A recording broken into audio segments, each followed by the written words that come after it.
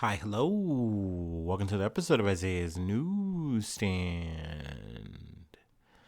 It's your host, Isaiah Edwards. The date is February the 5th, 2025. Hopefully, this episode finds you well, in good spirits, and high hopes. As for me, I'm doing pretty good. Happy Wednesday, happy hump day to ya.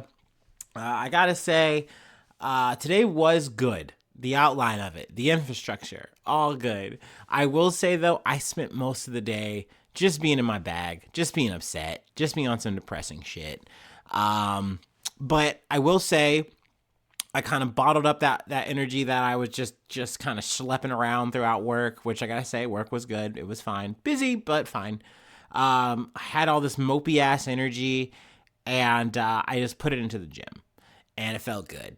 I finally got my first like full stack on the pec and the delt today, so that was good. That was nice. Clap it up for that. And just some general like personal best for me on just some other random pieces of equipment. So that felt good.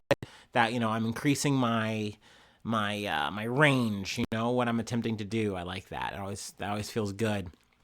But yeah, overall today was good. I think I was just in my head over yesterday, and I just really didn't pull out of it, and that was a bummer. But as I was leaving the gym, like, I'm better. I'm okay. Like, it's gonna be fine. So here we are. Let's see here. Food corner. Nothing to really report. I gotta just be honest with y'all. But I will say, snack corner. I had a Rice Krispie treat with my Flamin' Hot Cheetos, and that was a vibe. For some reason, I've been really just like enjoying Rice Krispie treats a little bit more. I guess it's just because it just feels like a nice guilt treat to eat, and it doesn't feel like super duper punishing. So we like that. But yeah, overall, like I said, we're back on. We're good. We're feeling better. Let's go ahead and do our startup and get into some news. All right. Do.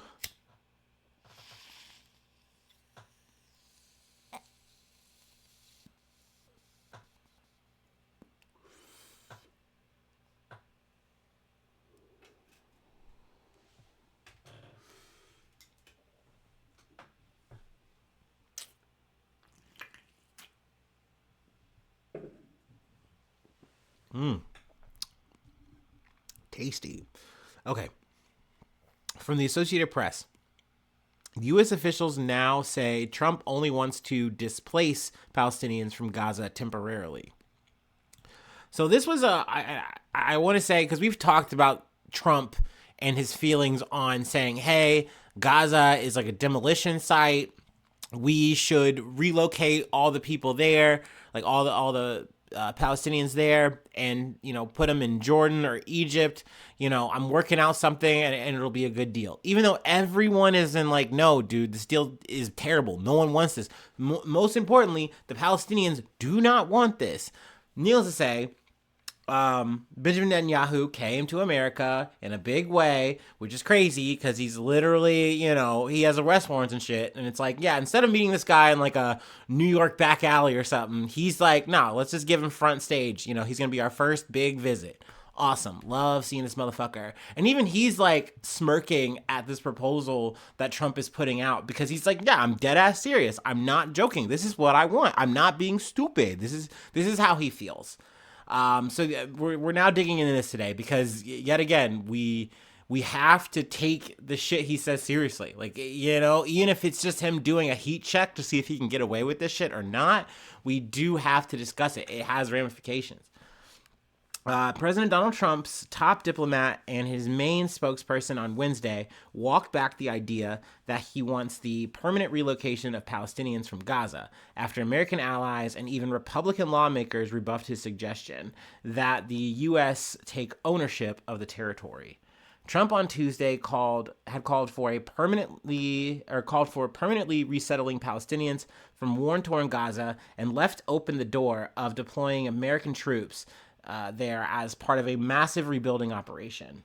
But Secretary of State Marco Rubio and White House Press Secretary Caroline Leavitt said he only sought to move the roughly 1.8 million Gazans temporarily to allow for reconstruction. Man, I will say they are already doing the devil's work here, more or less trying to like say, okay, no, that's not what he meant. That's not what he says. You guys didn't understand it. Actually, this is what it is. Like, and don't get me wrong. I mean, for every administration, you're going to have the people that you've hired do this shit, but it's crazy because it's like, no, man, like we know what the fuck he said. He said it. He meant it.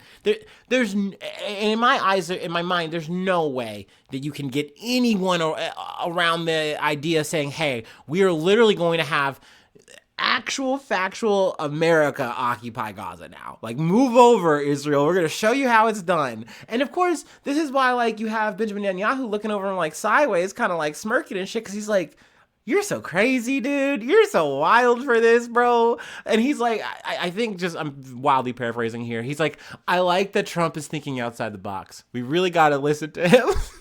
Because at the end of the day, if you're Bibi, if you're anyone on the alt-right of his cabinet or whatever, I'm putting that in quotations because, I mean, a lot of people in Israel feel this way. At least they want it to happen. They wouldn't mind. But essentially, you're okay with this idea because then America is going to push you out of the way and do the job for you. And who do you think is going to fill the space? Especially with the initial statement that Trump made. It's going to be them. They're going to take it over. And great, he turned it into the Gazan Riviera. Wow, he even put a cool name on it. And look, we can finally go to Pizza Hut here. Like, that's what he wants. And essentially, the downtick here is like, oh, okay, no, we have to just, like, temporarily do it. But, like, we have to do that. Like, because, like we said, it's a demolition site. Like, we can't just build around them. Yes, the fuck you can. And yes, the fuck you will. Like, also, it's crazy, too, to talk out of both sides of your neck saying you're going to do this shit. But you're also not going to fund or put up any money. Like, how does this work, dude? It's like we're talking to, like, an American Wonka man, but he's our president. And he's just going to say he can make everything happen. And then, but it doesn't work. You don't even get a candy out of this. It's just bullshit. You get to pay more for fucking eggs. It's just garbage, bro. Let's see. Like I said, I didn't even plan on covering the story, but I just realized that it was so obtuse and inescapable that, like, he really is trying to shove this logic down. Even Saudi Arabia came out in, like, the middle of the night, like, early ass fucking morning, like, no, we are not okay with this either. Multiple Arab states have, or, you know, countries have come out and said, no, there's no way this is happening. We're not okay with this. Yet Trump is like, yeah, many people are okay with this idea. They're loving my idea. And it's like, no, dude, everyone hates this. This is the stupidest cockamamie noodle brain fucking idea ever for an ethnic cleansing. But you're going to try it. You're going to push it. Oh, he's got such a real estate-minded idea and focus. He's just coming out of that way. Blah, blah, blah, blah, blah. Fucking choke on it, dude. Anyway, well, let's move on to more Trump bullshit. We're in the Trumpverse, you know, every day. It's like my asthma. From the Associated Press, Trump signs executive order intended to bar transgender athletes from girls and women's sports. President Donald Trump signed an executive order on Wednesday intended to ban transgender athletes from participating in girls' and women's sports. The order, titled Keeping Men Out of Women's Sports, gives federal agencies wide latitude to ensure entities that receive federal funding abide by Title IX in alignment with the Trump administration's view, which interprets sex as the gender someone was assigned at birth. With this executive order, the war on women's sports is over, Trump said at a signing ceremony in the East Room, included lawmakers and female athletes who have come in support of a ban, including former collegiate swimmer Riley Gaines. Boo, you loser-ass bitch. Tomato. Sorry, I shouldn't say bitch. I know that's rude. But fuck you, dude. Like, fuck all of these motherfucking people. It's crazy. It's like, you know, we have to have this binary. Otherwise, there's no sense. There's no law. And all of a sudden, everyone's losing and nothing is fair. We have to restore sanity and common sense and fairness to sport. It's like, get the fuck out of here with this fucking logic. I'm so over it. You're yelling over bathrooms. You're yelling over, you know, trans people in sports and all this fucking bullshit, but you're not solving any fucking problems. You just keep trying to burrow further and further into this cultural issue, into this social issue, to do nothing but literally just run scattershot on people's lives and maybe make people, I guess, sleep a little easier at night because they're a little less confused and have to explain a little bit less to people or whatever the fuck, their closeted fucking fears and concerns. It's exhausting. It's exhausting that these people come up with more and more things to cry about. And like I just can't handle this. It's like she's not a woman, she's a man, and she should be able to swim with me. It's not fair. It's just not right. Get out of here. Fuck you. I'm over this shit. Y'all know I'm pushed to the lid on this fucking bullshit, but it is what it is. We have to cover it. We have to talk about it because I don't want it to just be swept under the rug and, not mentioned, not counted because it's relevant. It's important. But yeah, I mean, you're coming for the bathrooms. You're coming for the pitch, the field, whatever the fuck, Now what? Now what are we going to do, So yeah, I mean, we will see how things advance from here. I know that there are, lawsuits pending. I mean, all sides of it really, in terms of people, trying to sue to say, hey, like these laws are not constitutional.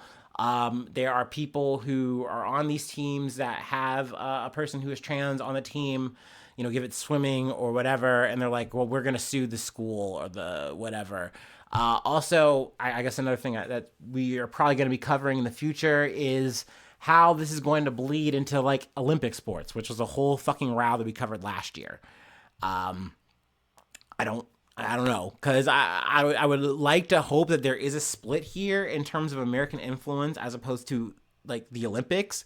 But when you have turnovers and shit and like in the Olympics itself and you have new people coming on, the system can change with those people's beliefs. So, I mean, who knows? It could be a dark horizon in that regard. Not that it was easy or breezy, as of now, but we'll see. We'll definitely be here to cover that shit for sure too. But yeah, it's unfortunate. It's annoying, but it's just where we are, and it's where we got to keep moving. So let's hit the next story. We're still not out of Trumpville, but technically we're not talking about Trump. From the Hill, Bondi sworn in as Attorney General in Oval Office. Looks like she made it. Ugh.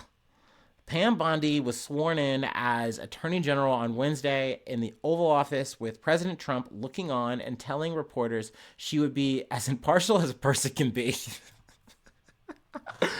like, it's such a shrug off statement. Like, I guess I'll read the whole quote. I know I'm supposed to say she's going to be totally impartial with respect to Democrats, and I think she will be as impartial as a person can be, Trump said during Bondi's swearing-in ceremony. Like, AKA, like, maybe she goes mask off, maybe she doesn't. Either way, I'm fucking with her. Man, I gotta get back into my Trump impression. I kind of gave it up, but maybe it's time. I mean, I really gotta fucking get the rust off on that shit. Because we got it from at least 4 years, goddammit. I don't really want to go through the details. I will say, seeing Clarence Thomas, because he swore her in, without the robes on. Like, I've seen a young Clarence Thomas. I've done a little bit of deep dives, just, learning about him via podcasts and shit. But seeing him without the robes, it's weird because I don't consider Clarence Thomas to be like a menacing figure, right? But he's puffier in the robes, right? And so without the robes, he's less puffy. And so I guess in a way that kind of makes him look a little less like fat, a little less like obese. He's still a pretty big man. Hey, big man to big man, I can say that shit.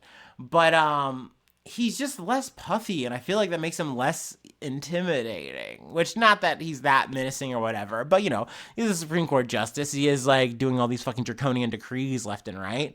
So, it's just weird to see him in just a suit. He just looks smaller, a little shrunken down, but still big. Anyway, I mean, we can go on about that. Sean Duffy also got sworn in. Kristi Noem, the dog killer. So yeah, I mean, the gang is forming up. I could mention RFK Jr. and Tulsi Gabbard.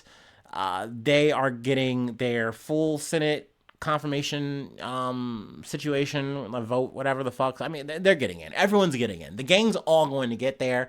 Pretty much, like I've said before, Matt Gaetz was the only fucking hot topic. He's gone. The replacement, Pam Bondi, who we're talking about now, made it in easily. So, shit, even John fucking Strokes Out Fetterman fucking voted for her. So, great. I love that. God, I love John Fetterman. I love John Fetterman and the fact that he refuses to wear pants. No matter what the season is. No matter what the forum. He doesn't care about the quorum. I look forward to hearing him Let me stop. I'm just mad. I'm just mad. I'm just mad. I'm just molding. Anyway. And I'm proud to be an American. Well, at least I know I'm free. Anyway, all right. Let me take my last break, and we will cover an international story. It's airline related. It's another snafu. It's a little scary. It's a scary time to be in the air, or even be on the tarmac. Is that what it's called, right? The runway situation. Anyway, let's go ahead and take our last break, and we'll close it out. See, y'all, when I say I was not this happy before, like, night and day. It's night and day for me right now. But hey, I put that up to y'all, and just this, like, this is the cherry on top for me a lot of times, is being able to just yap to y'all, and have y'all listen. That's crazy. It really is the reason for the season for me. So, thank you for that.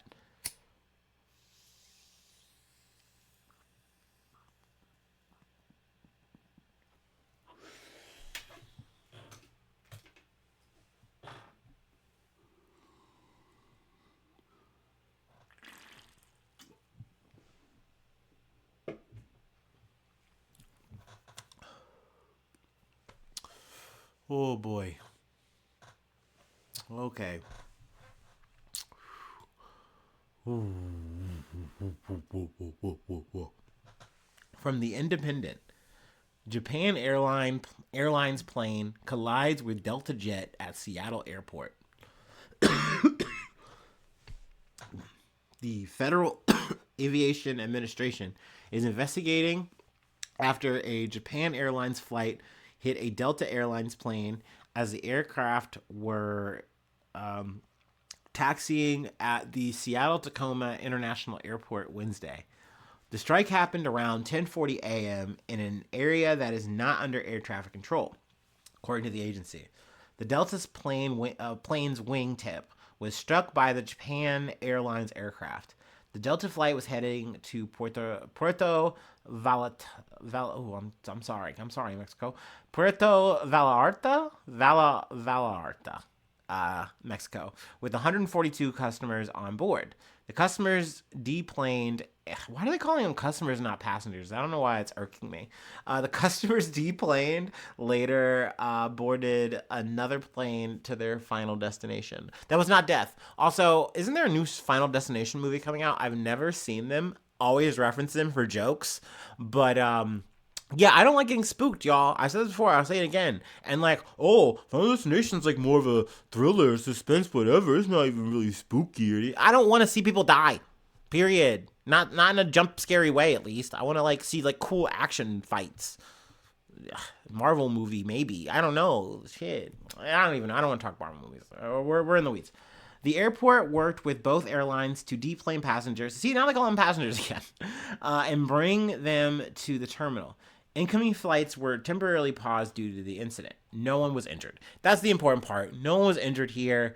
This is a situation that's happening in between. I feel like that's good that it's not in the air. I know we've covered a couple of collisions and down flights, which I don't really have any updates on. But excuse me. That being said, I got some friends who are traveling this year, and I feel bad now because they are good friends, they're good listeners, and I'm telling them all these stories of like all these collisions and stuff, and I'm like, oh my god, see, this is why people have to like take a break off me sometimes, or once again, they just have to kind of listen to the blog and then tune out. I understand that. I still love you. It's okay. News sucks, and it's spooky and it's ooky, and I'm sure I'm not helping with my picks sometimes. I totally get that, but hey, the news, it must be told. But yeah, that is where I'll leave it for today. I feel like good. This is nice. This feels good. This feels classico to me. All right. If you'd like to help out, support the effort, I do have a Patreon. Patreon.com/Isaiah News. Become a newsie today. Free ways to hit me up, IsaiahNews1@gmail.com. Feel free to follow me or the podcast on any of the socials. Subscribe to the YouTube. That's a free action. It helps out the podcast a lot. And you can hit the like button. You can leave a cool comment, not a mean comment. I don't want to see a mean comment. Critiques, questions, whatever, that's always cool too. I mean, but you can also just hit me up, not in like a weird parasocial way, but you can just hit me up, like I said, with all the socials and stuff. But I mean, hey, if you want to leave it there, that also helps, cool. And you don't have to do those on just YouTube. You can do it on any listening platform. You know what I mean? If you're on the TikTok, if you're on Spotify, you're on Amazon Music, whatever. Hell yeah, dude. Do it up. But yeah, thanks so much for tuning in. Thanks so much for being a friend. And hopefully I see you soon for some more good news. I love ya. Bye-bye. Mwah.